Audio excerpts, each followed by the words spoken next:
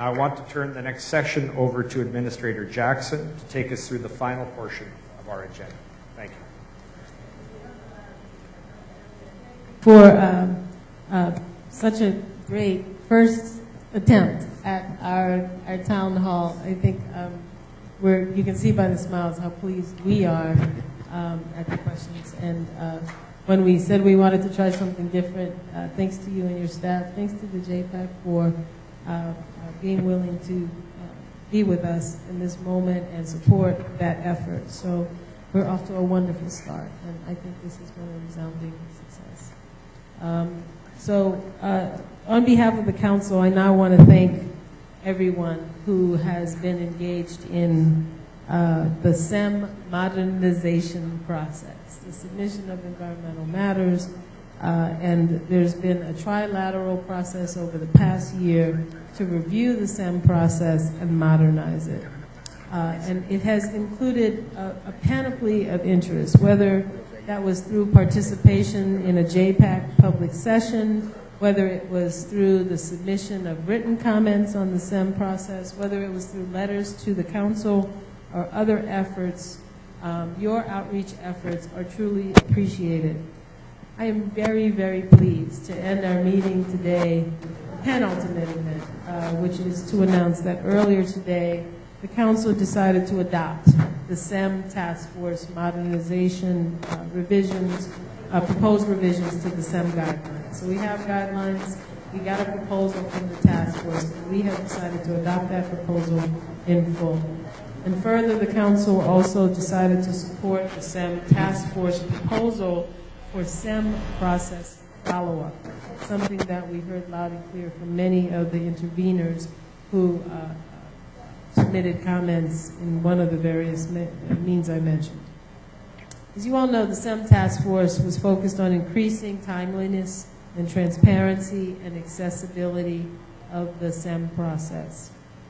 To further these objectives, key revisions to the SEM guidelines that were approved today include establishing target deadlines at key stages of the SEM process. This is expected to reduce the average processing time of the submission by half.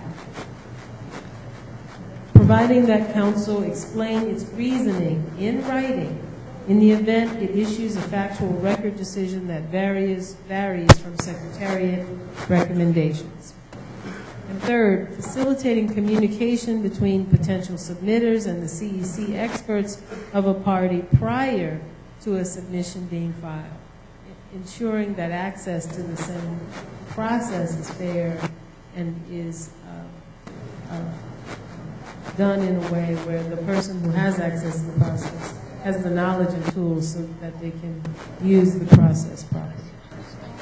We went further, additionally, to reaffirm our commitment to the SEM process and to build on the momentum of SEM efforts to strengthen implementation. Council has directed its officials to work with the Secretariat and JPAC to establish an online SEM portal to make the submissions process more accessible and user-friendly to the public. Second, to develop and implement a SEM public outreach plan to increase awareness of the SEM process and available assistance tools with a view to assessing the effectiveness of this plan at a later date. And three, finally, to monitor and assess the implementation of the revised SEM guidelines, to immediately begin tracking compliance with the mandatory and target deadlines identified, and to work on establishing longer-term assessment tools. I want to thank you for your continued interest in this critical public participation tool. I want to acknowledge that we knew as a council that in order to have legitimacy, we had to make good on our commitment to ensure that the process for SEMs reflected the input that we received and the frustrations that were felt by many. We believe we've accomplished that. No solution is perfect, but we are very proud to hear from JPAC members today, led by Jeff Garber, led by our chairman, Martin Gutierrez, led by the task force, the modernization task force, led by Jocelyn. Last name just went out of my head. Atkins. I was going to say Jocelyn Atkins. To know that we believe this process process of modernizing the SEMs, 2+ years in the making, is a reflection of how we believe we can do other work on this council. And we're very, very proud that we can make this announcement. Now, we have some time for Q&A today. Well, we have one question from someone who's very eager, and in fact so eager that I think he asked the question that you've actually subsequently answered. But I'll, in the interest of fairness, pose the question and make sure that I've understood the answer. And the question was whether council would provide explanations in instances where it does not instruct the Secretariat to prepare a factual record.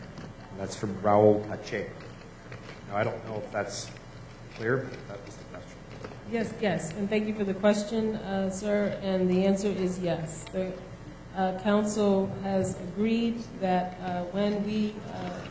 if and when the time comes where the council decides to make a factual decision different than the record and the recommendation that the Secretariat has proposed, that will be in writing and will be delivered. At this point, we have no other questions on this. I think you've done a remarkable job in summarizing it, obviously.